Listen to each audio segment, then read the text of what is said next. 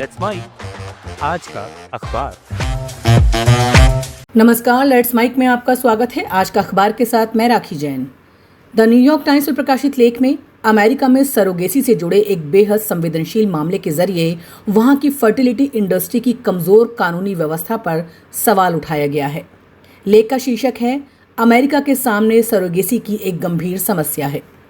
लेखक का कहना है कि सरोगेसी अपने आप में समस्या नहीं है, लेकिन अमेरिका में इसके लिए एक समान संघीय कानून न होने के कारण माता पिता, सरोगेट महिला और बच्चे के अधिकार कई बार आपस में टकरा जाते हैं। रो वी वाडे के खत्म होने और अलग अलग राज्यों में गर्भपात के अलग कानूनों ने इस उलझन को बढ़ा दिया है। लेख इसका उदाहरण अलास्का की नर्स मैकेना वेस्ट के मामले से देता है, जो कैलिफोर्निया के एक दंपत्ति के लिए सरोगेट बनी थी। समझौते में गंभीर भ्रूण असामान्यता की स्थिति में इच्छित माता पिता के कहने पर गर्भावस्था समाप्त करने की शर्त थी, लेकिन 20वें सप्ताह में बच्चे में गंभीर हृदय रोग का पता चलने के बाद माता पिता ने गर्भपात चाहा और वेस्ट ने इनकार कर दिया। इसके बाद विवाद अदालत तक पहुंचा और वेस्ट टेक्सास चली गई, जहां गर्भपात पर लगभग पूर्ण प्रतिबंध है। बच्चा पैदा हो चुका है, लेकिन उसकी कस्टडी और चिकित्सा संबंधी अधिकारों को लेकर विवाद जारी रहा। इस मामले के जरिए लेख एक कठिन सवाल सामने रखता है, क्या सरोगेसी का अनुबंध किसी महिला के अपने शरीर पर अधिकार से ऊपर हो सकता है?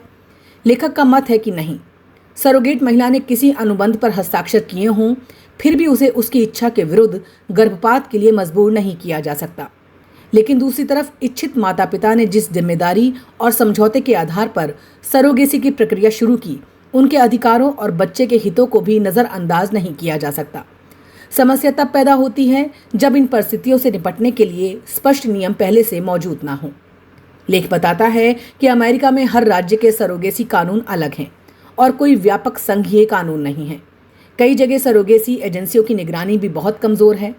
लेखक कैलिफोर्निया के एक अन्य मामले का जिक्र करता है, जहां एक दंपत्ति के कम से कम 21 बच्चे थे, जिनमें ज़्यादातर सरोगेसी से पैदा हुए थे और बाद में बाल दुर्व्यवहार के आरोपों के बीच बच्चों को सरकारी संरक्षण में लेना पड़ा। ऐसे मामले बताते हैं कि तेजी से बढ़ती इस इंडस्ट्री में केवल निजी अनुबंधों के भरोसे व्यवस्था चलाना पर्याप्त नहीं है। इसलिए लेख राष्ट्रीय स्तर पर स्पष्ट कानून और कड़ी निगरानी की जरूरत बताता है। सरोगेट और इच्छित माता पिता को अलग अलग और स्वतंत्र कानूनी सलाह मिले, पूरी जानकारी के बाद सहमति हो, मनोवैज्ञानिक सहायता और स्वास्थ्य बीमा सुनिश्चित हो, सरोगेसी एजेंसियों की जवाबदेही तय हो और जन्म के बाद बच्चे के हितों को भी कानूनी सुरक्षा मिले। लेखक की यही चिंता है कि यदि समय रहते ऐसी व्यवस्था नहीं बनी तो बढ़ते विवाद अमेरिका में सरोगेसी पर पूरी तरह प्रतिबंध लगाने की मांग को मजबूर कर सकते हैं।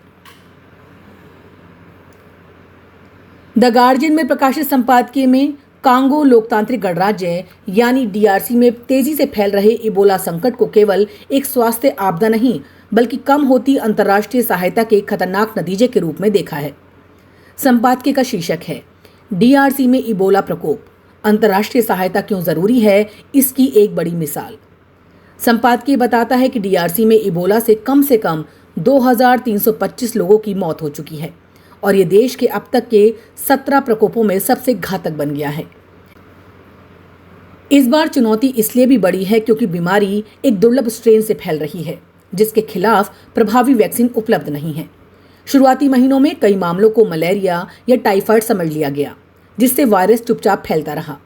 ऊपर से जिन इलाकों में बीमारी सबसे ज्यादा है, वहां सशस्त्र संघर्ष, लोगों का विस्थापन, असुरक्षा और स्वास्थ्य कर्मियों के प्रति अविश्वास ने निगरानी और इलाज को और मुश्किल बना दिया है। लेकिन गार्जियन की मुख्य दलील है कि इस प्राकृतिक और स्थानीय संकट को अंतर्राष्ट्रीय नीतिगत फैसलों ने कहीं ज्यादा गंभीर बना दिया। खासतौर पर संपादकीय ट्रंप प्रशासन की अमेरिका फर्स्ट नीति को कटघरे में खड़ा करता है। उसका कहना है कि यूएसएआईडी को खत्म करने और विदेशी सहायता में भारी कटौती से डीआरसी में स्थानीय स्वास्थ्य व्यवस्था, बीमारी की निगरानी, कॉन्टैक्ट ट्रेसिंग और आपात स्थितियों से निपटने की क्षमता कमजोर हुई। संपादकीय इसकी तुलना 2014 और 16 के पश्चिम अफ्रीकी इबोला संकट से करता है, जब बराक ओबामा प्रशासन ने वैश्विक प्रतिक्रिया जुटाने में सक्रिय भूमिका निभाई थी और यूएसएआईडी ने स्थानीय स्वास्थ्य कर्मियों की ट्रेनिंग से लेकर संक्रमण की निगरानी तक महत्वपूर्ण काम किया था। गार्जियन ये सवाल सिर्फ अमेरिका तक सीमित नहीं रखता। अमेरिका का विश्व स्वास्थ्य संगठन से हटना और ब्रिटेन, जर्मनी तथा फ्रांस जैसे यूरोपीय देशों द्वारा विदेशी सहायता में कटौती भी उस व्यापक सोच का हिस्सा बताई गई है, जिसमें अंतर्राष्ट्रीय मदद को जरूरी निवेश की बजाय अतिरिक्त खर्च समझा जा रहा है। संपादकीय याद दिलाता है कि कोविड महामारी के बाद दुनिया ने भविष्य की महामारियों से निपटने के लिए मजबूत वैश्विक स्वास्थ्य व्यवस्था बनाने की बड़ी बड़ी बातें की थी, लेकिन बाद की नीतियां उन वादों के उलट चलीं। कुल मिलाकर संपादकीय का सीधा भाव ये है कि महामारी किसी देश की सीमा देखकर नहीं रुकती।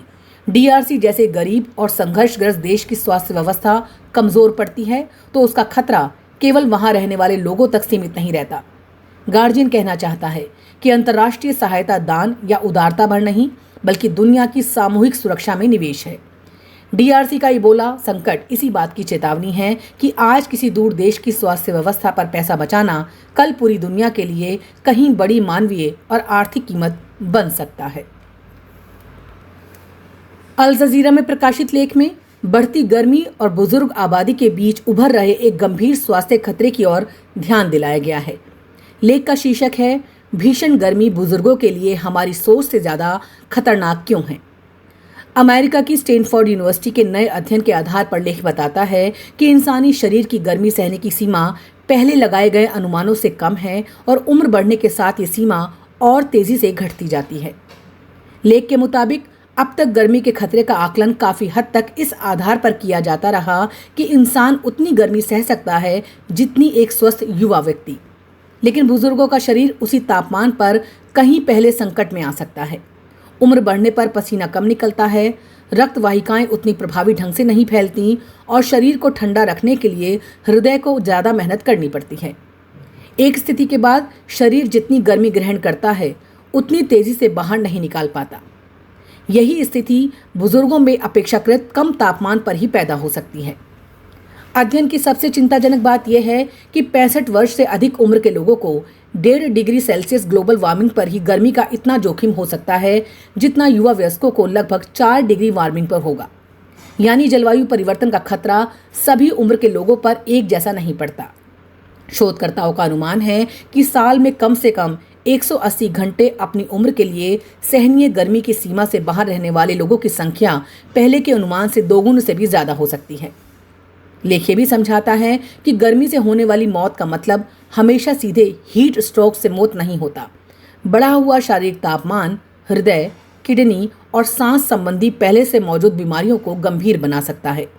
साथ ही खतरा केवल तापमान से तय नहीं होता। नमी, धूप, हवा, कपड़े, शारीरिक गतिविधि और व्यक्ति की शरीर को ठंडा रखने की क्षमता भी महत्वपूर्ण है। इसलिए एक ही तापमान किसी युवा के लिए सहनीय और किसी बुजुर्ग के लिए जानलेवा हो सकता है। इसका सबसे बड़ा असर भारत, चीन, पाकिस्तान और बांग्लादेश जैसी बड़ी और तेजी से उम्रदराज होती आबादी वाले देशों पर पड़ सकता है। अध्ययन के अनुसार यदि दुनिया पूर्व औद्योगिक स्तर से 3 डिग्री गर्म होती है तो भारत, चीन, पाकिस्तान और बांग्लादेश में करीब 1.5 अरब लोग ऐसी गर्मी के संपर्क में आ सकते हैं जिसे उनका शरीर पर्याप्त रूप से संतुलित नहीं कर पाएगा। हर अतिरिक्त 1 डिग्री वार्मिंग लगभग 1 अरब और लोगों को इस जोखिम के दायरे में ला सकती है। कुल मिलाकर लेख का सीधा संदेश ये है कि हीट वेव को अब केवल मौसम की समस्या मानना पर्याप्त नहीं है, ये तेजी से एक उम्र और सार्वजनिक स्वास्थ्य का संकट बन रही है। दुनिया एक साथ गर्म भी हो रही है और बूढ़ी भी। इसलिए शहरों में हरियाली, बेहतर वेंटिलेशन, कूलिंग सेंटर, समय पर हीट अलर्ट, भरोसेमंद बिजली और बुजुर्गों के लिए ठंडे सुरक्षित स्थान जरूरी होंगे। लेख का मूल भाव यही है कि गर्मी की कोई एक सुरक्षित सीमा सबके लिए समान नहीं होती। जिस तापमान को एक युवा शरीर झेल सकता है वही बुजुर्ग के लिए जानलेवा साबित हो सकता है। और लंबे समय का सबसे जरूरी समाधान अब भी ग्रीन हाउस गैस उत्सर्जन कम करना ही है। आज का अखबार में फिलहाल इतना ही। जुड़े रहिए लेट्स माइक के साथ। नमस्कार। It's time for news. It's time for more than radio. Presenting the first radio news app, Let's Mic. Let's Mic, a news-based app on your phone where you get to watch and listen news, talk shows, interviews, radio show podcasts. On Let's Mic, you get all relevant information of TV, print, radio, podcast, and digital. Let's Mic talks about every segment of life.